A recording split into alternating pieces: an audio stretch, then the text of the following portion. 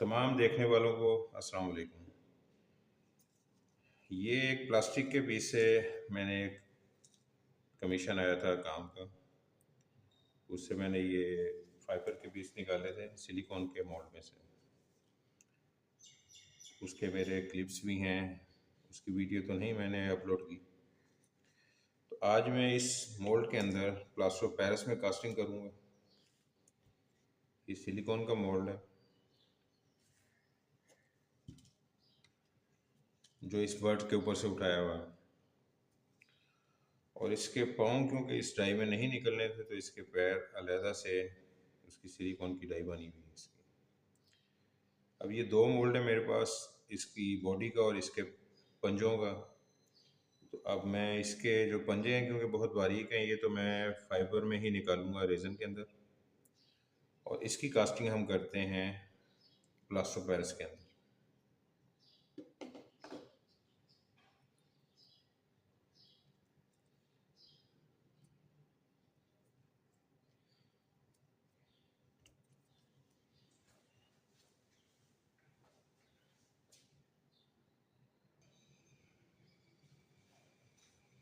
ये plaster of Paris मैंने पानी में मिक्स कर ली है। अब इसके अंदर मैं एक कलर ऐड करूँगा, ये एक येलो कलर है एक्रेलिक।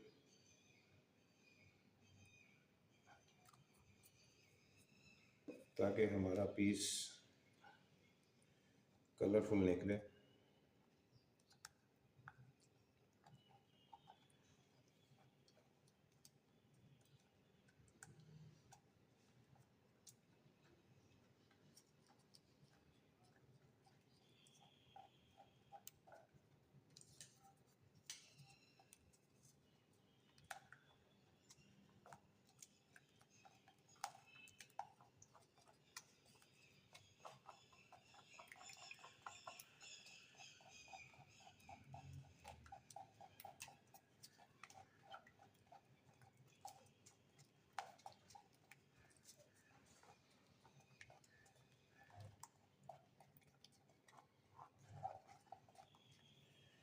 अब ये अच्छी तरह मिक्स हो चुका हुआ है, उसमें एयर बबल भी इतने नहीं हैं, लेकिन इसमें डालने के बाद इसको थोड़ा सा मैं नॉकिंग कर लूँगा। इसके अंदर सेपरेटर की ज़रूरत नहीं क्योंकि सिलिकॉन बहुत अच्छा एक मोल्ड होता है सिलिकॉन का, तो जिसमें सेपरेटर ना भी लगाएं तो हमारा काम हो जाता है। और सेपरेटर वैसे भी पहले इसके अंदर लगे हुए हैं, तो इसके अंदर हम पोरिंग करते हैं। इसको होलो भी बनाया जा सकता है, लेकिन पीस बहुत छोटा है तो इसको होलो नहीं बनाऊंगा मैं।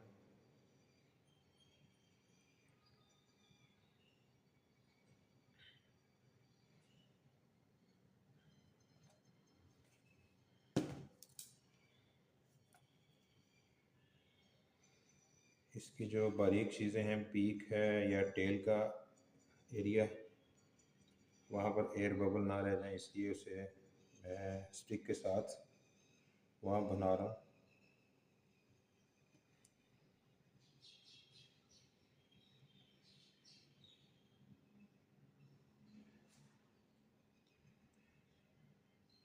अभी ये थोड़ा सा जेल होगा तो फिर मैं इसको इसके साथ इसे जोड़ दूँगा, थोड़ा सा हल्का सा जेलिंग की तरफ आएगा। ये जो एक्स्ट्रा है ये मैं इसका थोड़ा सा बाहर निकाल रहा हूँ।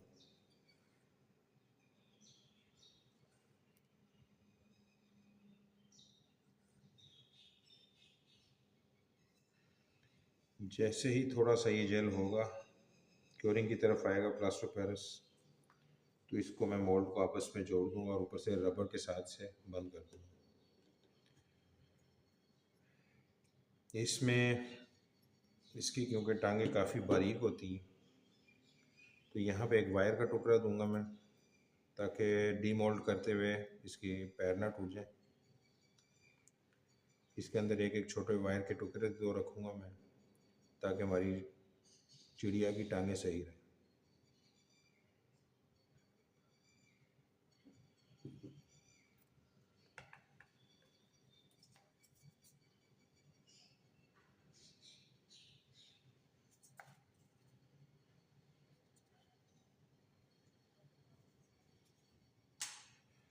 बंद इस तरह भी किया जा सकता है, लेकिन इस तरह मेरा मोल्ड काफ़ी गंदा हो जाएगा।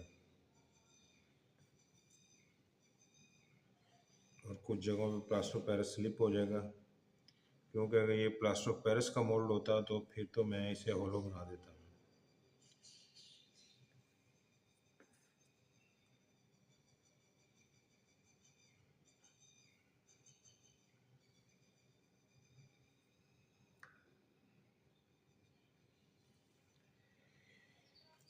ये ट्रू पार्ट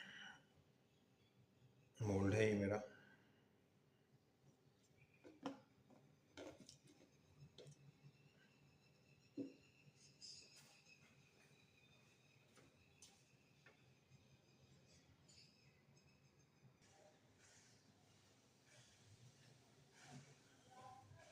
अभी जितना टाइम इसको ड्राई होने में लगता है तो इसको उतनी देर में मैं इसके पाँव के अंदर रेज़न डाल लेता हूँ, इसके पंजों के अंदर।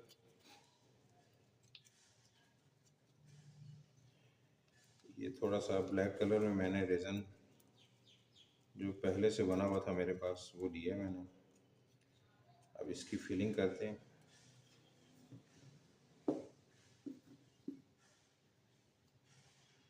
क्योंकि ये जगह डीप है तो यहाँ पे पहले फिलिंग करूँगा थोड़ी सी।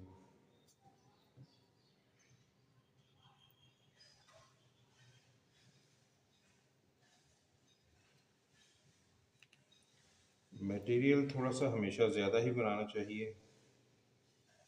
क्योंकि अक्सर गिर जाता है या ज़ाया हो जाता है तो फिर बार बार बनाना नहीं पड़ता आपको।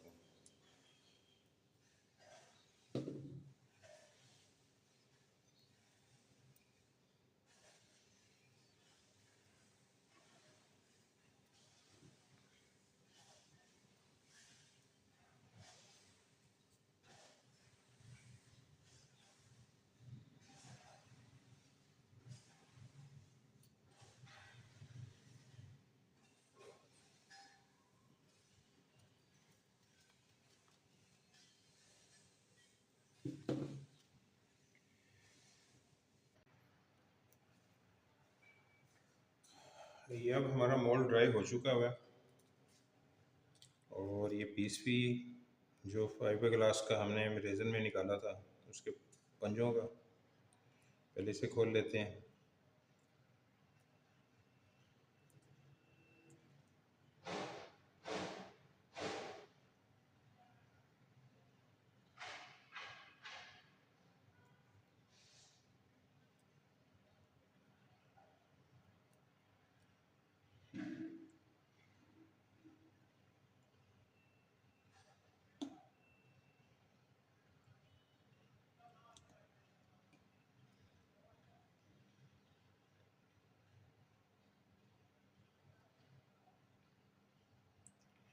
इसका ये पैर निकल आए, इसके तारें इसलिए रखी हैं कि इसमें सुराख करके इसके अंदर इसके पाँव नीचे से लगाए जाएं।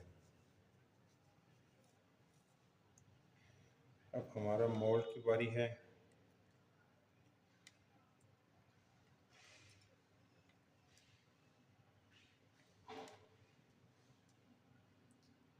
पॉसिबल है कि इसकी टेल थोड़ी सी क्रैक हो जाए क्योंकि वो बारीक हिस्सा है।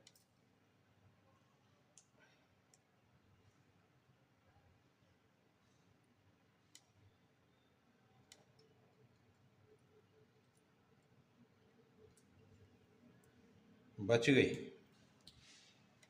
ले जी, एक हिस्सा तो बेहतरीन निकला है हमारा।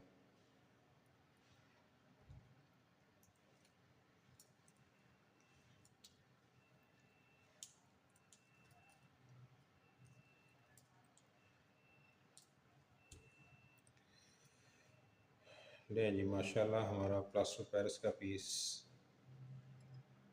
ज़बरदस्त बन गया।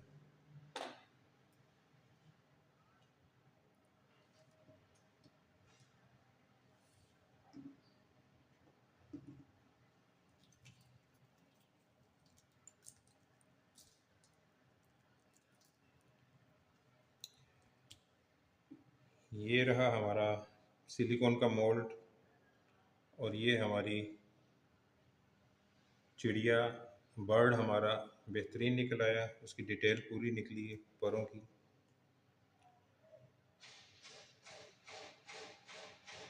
और अब इसमें اس کے پیروں کی یہ جگہ ہے، یعنی سوراخ کر کے اسے اس کے اندر لگا دیا جائے گا۔ اس کا یہ حصہ کچھ نرم ہے، لہٰذا اس کو ایسے ہی چھوڑتا ہوں میں، اور ہماری یہ چڑیا تیار ہو گئی۔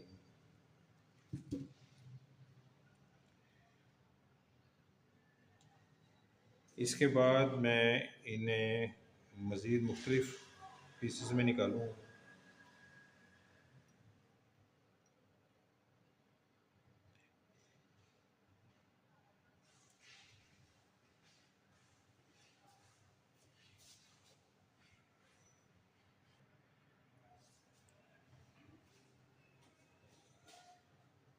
یہ آج ہمارا سلیکون کے مولڈ کے اندر سے پلاسٹر پیرس کا پیس بڑا صاف ستھرا نکلا ہے اور بہترین ہے یہ، اور اس کی ریزن میں بھی میں آپ کو کاست دکھا دیتا ہوں۔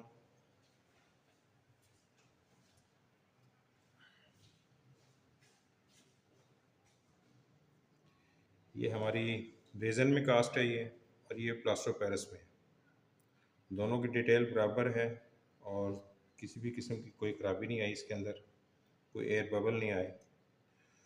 تو آج کے لیے اتنا ہی، آپ سب کو السلام علیکم۔